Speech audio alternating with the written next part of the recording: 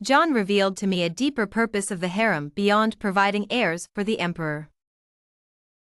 What purpose? To balance the power of the court. In the year I came of age, as the only daughter of the prime minister, I was sent to the Eastern Palace, the domain of the crown prince.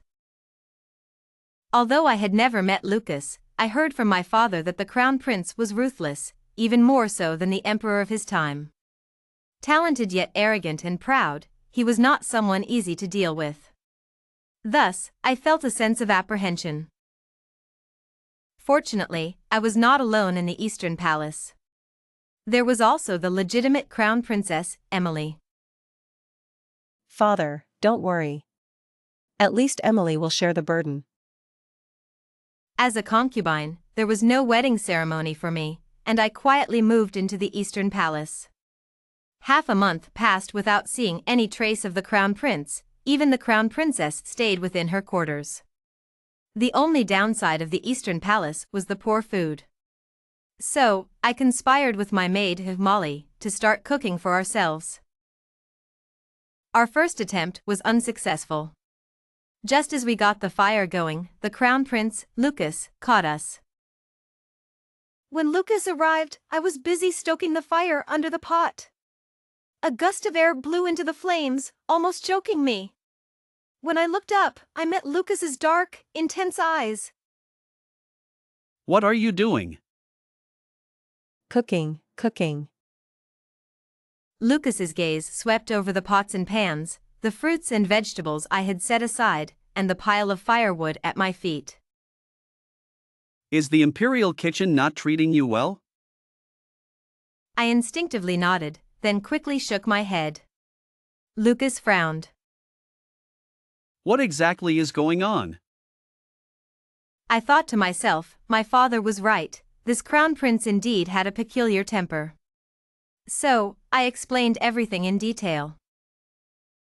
The food from the imperial kitchen is tasteless, so I wanted to try cooking myself.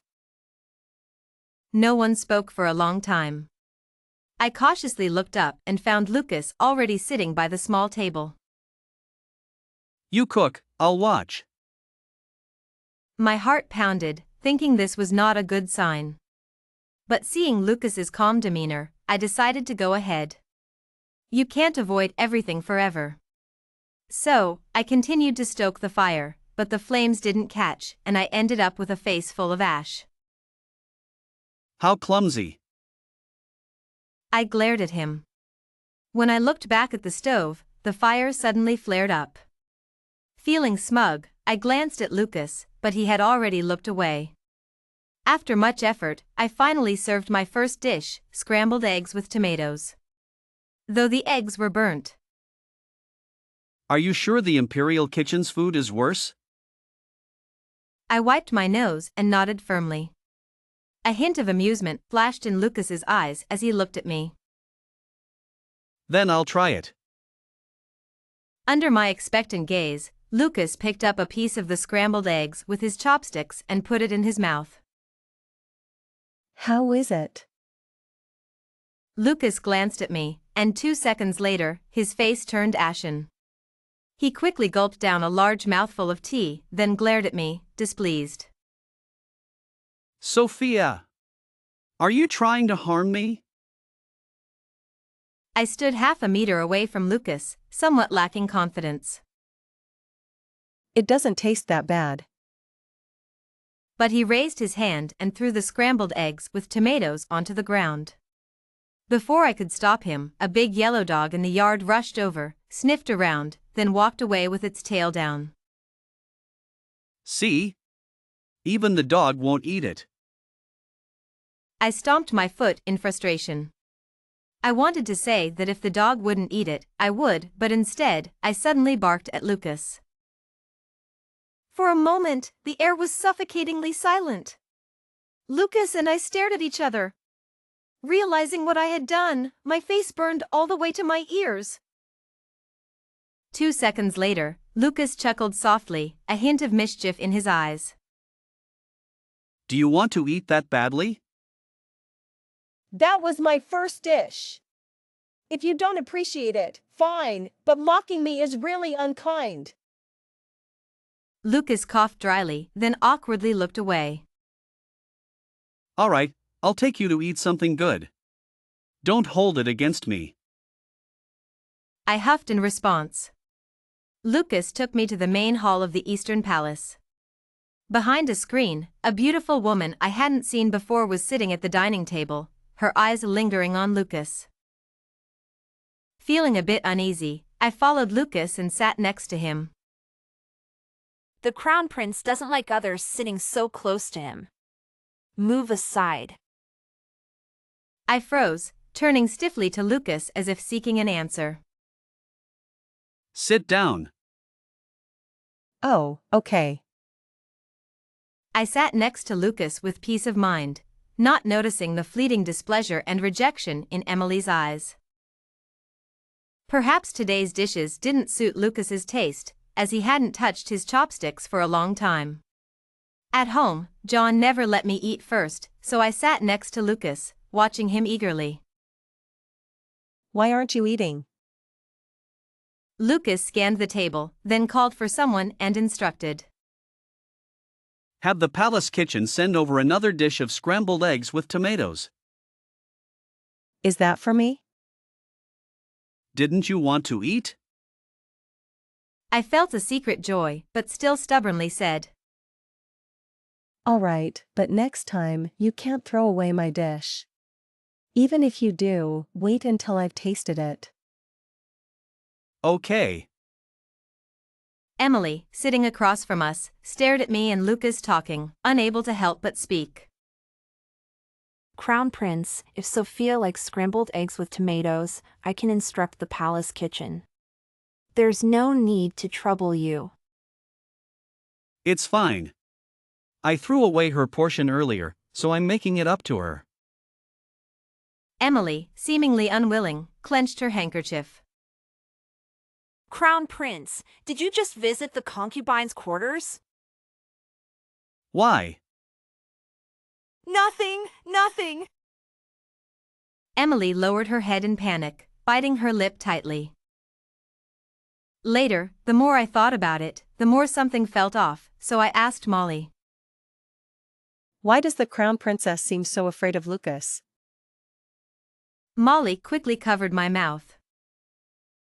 Madam, it's not good to discuss this loudly. What's going on? I heard from the Crown Princess's servants that she used to be the Crown Prince's cousin. The Crown Prince had no interest in her, but she used some means to marry him. However, to this day, the Crown Prince has never visited her quarters. Really? Molly nodded solemnly. No wonder she could only sit so far from Lucas during meals. Madam, it seems you're the only one who dares to sit so close to the Crown Prince. Really? Molly nodded affirmatively. Despite Lucas's interruption, Sophia's plan to open a small kitchen in the Eastern Palace did not falter. On the contrary, it gained momentum. In the small kitchen, Sophia was busy washing rice and vegetables. Even the big yellow dog in the yard followed her around, wagging its tail, hoping for some scraps. Over time, it became a bit chubby and quite attached to her. With Molly's guidance, her cooking skills gradually improved. After successfully making a satisfactory dish of scrambled eggs with tomatoes, Sophia decided to seek praise from Lucas, hoping he would reward her with more kitchen utensils. She carried the food box to the study, but after waiting for a long time, there was no sign of him. Where is the Crown Prince? Your Highness, the Crown Prince has gone out. If you have something important, you can wait a bit longer. Sophia sighed and sat back in the study chair. The afternoon sun poured into the room, making her drowsy. One hand rested on the food box as she thought that if he didn't return soon, the food would get cold. She drifted into a nap. When she woke up, she found herself staring into a pair of deep, expressive eyes. Lucas was bending over, about to cover her with a thin blanket. Instinctively, she grabbed his wrist. Why not sleep inside? Sophia withdrew her hand awkwardly, mumbling. Who knew you'd take so long to come back? Sophia touched her ear, feeling a bit warm. Her gaze fell on the food box, and she realized the food must have gone cold. She picked it up and turned to leave. But Lucas stopped her by wrapping his arm around her waist. Where are you going? Back to the bedroom. Lucas's eyes fell on the food box in her hand. Isn't that for me? Sophia tried to hide the food box behind her. It's cold now. I'll bring you some next time. Unexpectedly, Lucas reached out, took the food box from her, and placed it on the desk. I'm hungry. But eating cold food isn't good for your stomach. Before she could finish, Lucas had already opened the food box and let out a soft chuckle. I knew it. Scrambled eggs with tomatoes again, Sophia. Do you really love this dish? It's all right. I just wanted to show that my cooking has improved. Oh. Lucas raised an eyebrow, a faint smile in his eyes, as he took a bite. Sophia watched him nervously. How does it taste? Lucas had a striking appearance, with high cheekbones and long, expressive eyes that seemed to draw people in. The smile in his eyes grew, and he chuckled softly. Yes, it's quite an improvement. Sophia's face heated up instantly. See, I'm not lying. On the way back with the food box, my mood was still somewhat elated, unconsciously thinking about Lucas's smile. Moreover, when he heard my request to add more kitchen utensils, he agreed without a second thought. At that moment, I felt a special kind of indulgence, as if I were soaking in a jar of honey. Lost in my thoughts, I didn't notice Emily approaching with a group of maids. It wasn't until they stood in front of me that I slowly raised my head and greeted them. No need for formalities. The Crown Prince values you so much, maybe you can tell him not to make me greet you. I frowned, not understanding why Emily's tone was so hostile. The concubine is trying to curry favor with the Crown Prince. Do you want to climb into his bed? They say there's no free lunch, and you certainly have ambition. What nonsense are you talking about? You know very well if it's true or not. Although I grew up in a sheltered environment, learning all the refined manners, it didn't mean I was easy to bully. The maid's disrespectful words, and Emily's lack of intervention, made me laugh coldly. Crown Princess, your maid is quite ill-mannered, not only overstepping her bounds to insult me, but also daring to speak out of turn. If you don't discipline her, I will teach her how to behave so she won't look down on others again. With that, I threw the food box at the maid, spilling its contents all over her. But that wasn't enough. I broke a nearby willow branch and whipped it at the maid. The others were stunned, creating chaos. I didn't hold back until the maid knelt before me, begging for mercy. Though my anger hadn't subsided, I threw away the willow branch and warned her fiercely. Don't ever speak to me with that filthy mouth again, or I'll educate you every time I see you. As I turned to leave, the maid suddenly grabbed my ankle, causing me to lose balance and fall. At that moment, a hand pushed me, and I fell into the pond. Water rushed into my nose and mouth, and I struggled, swallowing several mouthfuls before I managed to surface, calling for help. Help! Help! Emily and the maids on the shore remained indifferent. My heart filled with hatred, but I had no idea how to save myself. My cries grew weaker, and I lost consciousness, sinking into darkness. I thought I would never wake up again. But then I heard someone calling my name. Sophia! Sophia! Wake up! In my days, I thought it sounded like Lucas, so I struggled to open my eyes. As I lifted my eyelids, Lucas's usually cold face, now tense and anxious, appeared before me. Lucas. I called his name weakly, trying to respond. Lucas suddenly pulled me into his arms. He repeatedly said, I'm sorry I was late. I coughed several times, tasting iron in my throat, my body wet and uncomfortable. But I had no strength to speak. Lucas carried me, coldly passing by Emily and her group. Emily! I expect a proper explanation, or I can take away your title as easily as I gave it. Emily staggered, her face pale. Crown Prince! But Lucas had already left, holding me tighter. From the moment I fell into Lucas's arms, I gradually lost consciousness. When I woke up in the middle of the night, the room was brightly lit, and Lucas stood alone by the bedside, staring at me with an expression so complex that I dared not delve into it. Lucas. Yes, I'm here. Just rest. I tried to sit up, and Lucas supported my back, placing a pillow behind me. Did you pull me out of the pond? Yes. After a moment, he showed a somewhat regretful expression. I should have brought you back sooner. You couldn't have known this would happen. Lucas looked at me seriously, and I felt a heavy sense of compassion from him.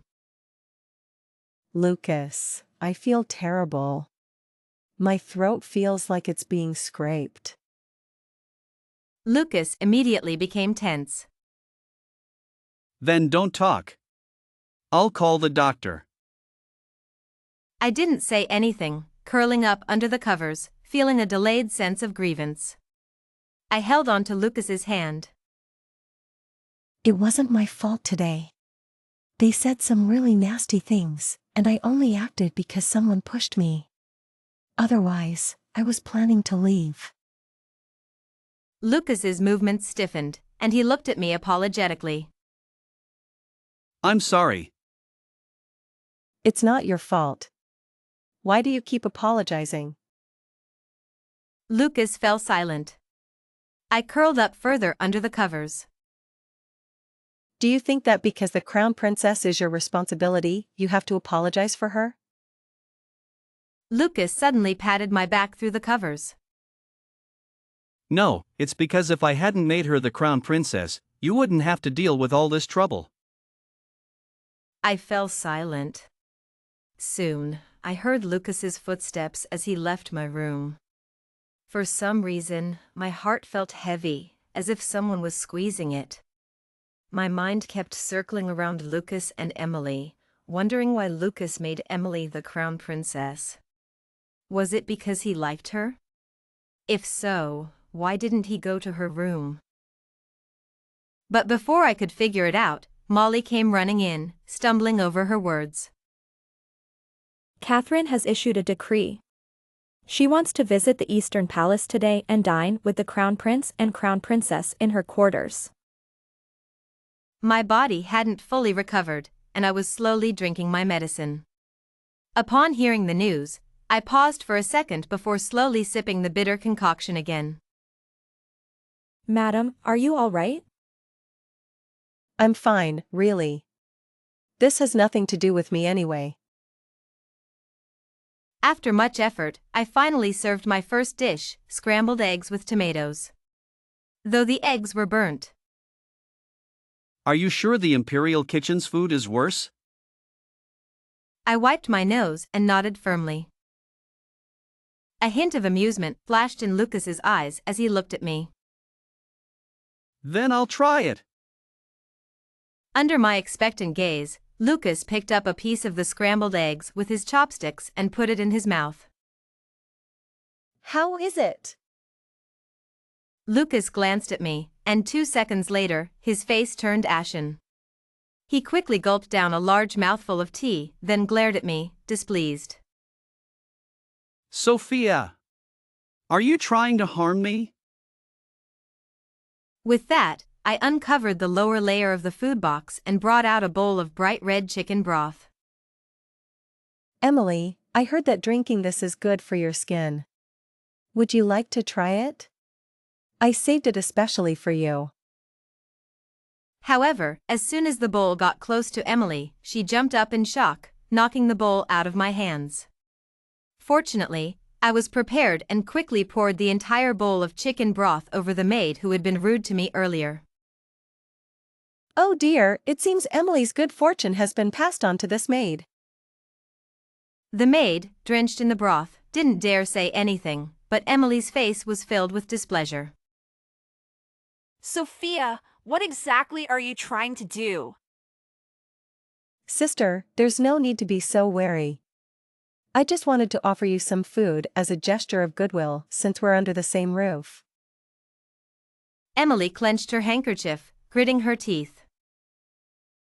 I think you're up to no good. I lowered my eyes and let out a soft laugh. Since you put it that way, I won't hide it anymore. But I'm not taking this beggar's chicken back, so. I casually tore apart the chicken, scattering pieces of it around them. Once the entire chicken was shredded, I took the handkerchief from Emily's hand and wiped my hands with it before calling Molly to leave with me. As soon as I stepped out, I instructed someone to release the large yellow dog into the courtyard. The dog, which I had been raising for a while, loved chicken meat and bones. Naturally, the shredded beggar's chicken was irresistibly tempting to it. Sure enough, moments later, Emily and the maid's hysterical screams echoed from inside, completely shattering their usual composed demeanor. Only then did the anger in my heart begin to dissipate. However, as I rounded the corner, I unexpectedly saw Lucas standing there. I had no idea how long he had been there, but Emily's screams were still loud behind me. I stood there, staring at Lucas, feeling at a loss. You have to listen to me. It's not what it looks like.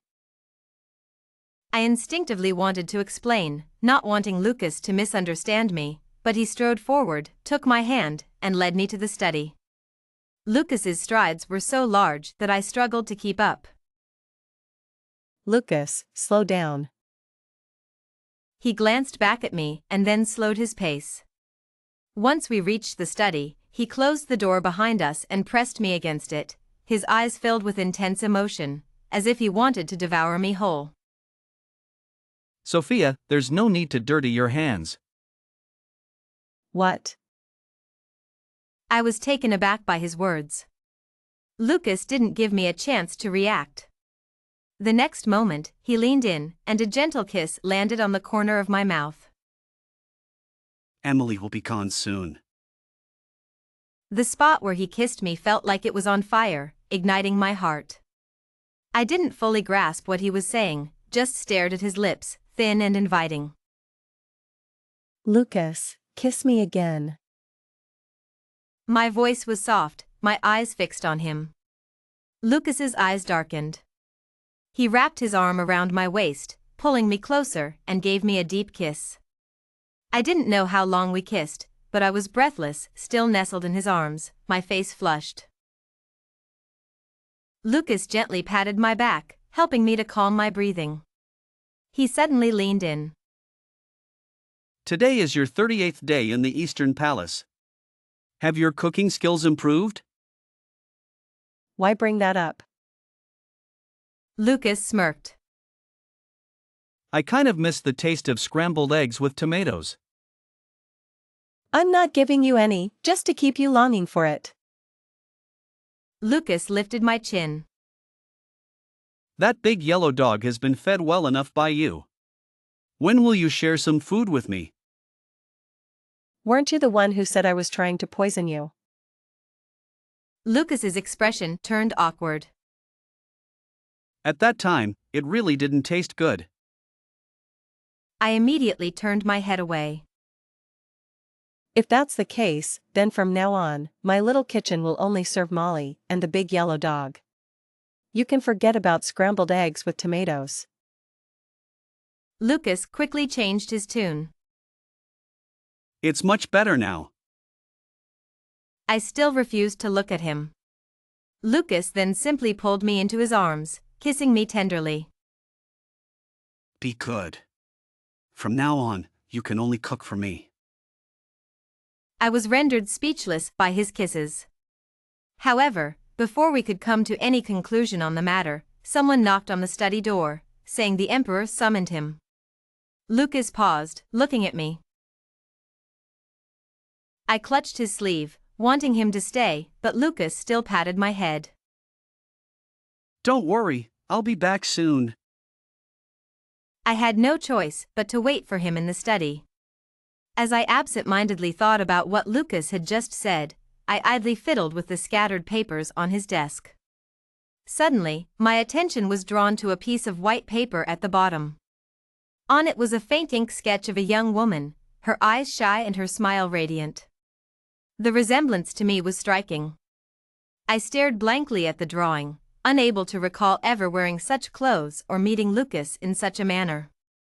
A sharp pain pricked somewhere in my heart.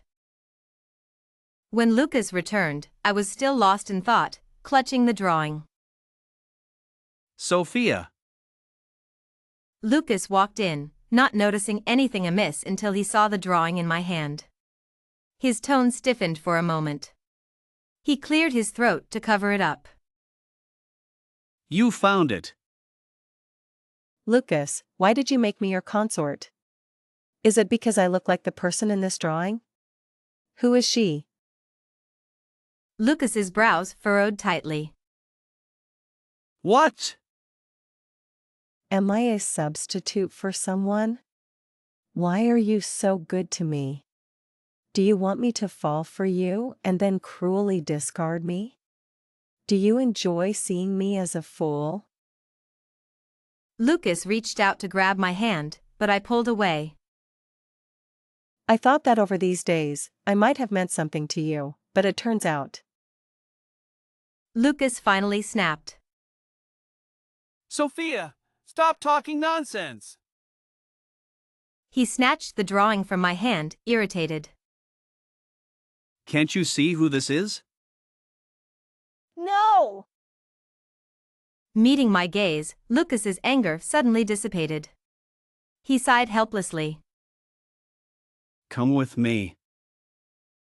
He took my hand and led me to a painting. Lucas turned a mechanism nearby, and the wall in front of us split open, revealing a hidden room. I glanced inside, seeing numerous paintings hanging densely. Go in and take a look. He gently pushed me forward, as if opening the door to his inner world. Inside the hidden room were many paintings, depicting a woman daydreaming, eating pastries, playing with a dog, getting angry, and on the verge of tears, as well as cooking in a small kitchen. All the women in the paintings looked remarkably like me. I stood in the center, bewildered. What's going on? At that moment, Lucas embraced me from behind. Sophia, can't you see? Every painting is of you. Your smiles, your tears, your anger, your pouting, all captured by me. Who else could these people be? How could you be anyone's substitute? Could I find another Sophia in this world? My heart skipped a beat, a faint premonition rising within me. But I still asked. Then why did you draw so many of me? Lucas handed me an imperial decree from behind. This is the reason. I slowly took it and unfolded it. The decree read, depose Crown Princess Emily, elevate Consort Sophia to Crown Princess. After much effort, I finally served my first dish, scrambled eggs with tomatoes. Though the eggs were burnt. Are you sure the Imperial Kitchen's food is worse? I wiped my nose and nodded firmly. Then I'll try it. Under my expectant gaze, Lucas picked up a piece of the scrambled eggs with his chopsticks and put it in his mouth. How is it? Lucas glanced at me, and 2 seconds later, his face turned ashen. He quickly gulped down a large mouthful of tea. Sophia! Are you trying to harm me?